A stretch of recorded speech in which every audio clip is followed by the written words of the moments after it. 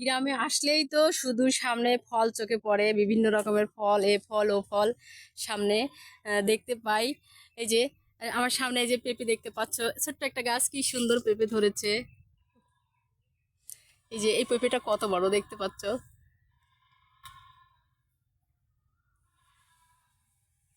আর এই তো এটা হচ্ছে কামরাঙা গাছ, এখন তো কামরাঙা নাই।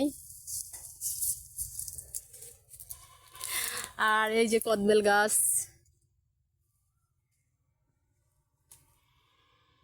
এখানে বাদাম গাছ, আম গাছ, হাত দিয়ে পেঁপে গলা ধরা যাচ্ছে। আর গ্রামে আসলে টাটকা শাকসবজি শহরে নিয়ে যাওয়া যায়।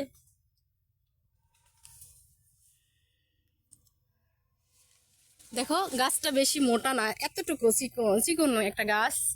চিকন গাছে এতগুলা পেঁপে আসছে, ওর ভারটা কিভাবে এই গাছটা সহ্য করতেছে বলা মুশকিল। কথায় বলে কাঁঠাল গাছে কাঁঠাল কখনো ভারী হয় না, তে এই পেঁপে গাছটা তো তাই। দেখো চিকন একটা পেঁপে গাছ, সেই গাছটাতে কত পেঁপে ধরেছে।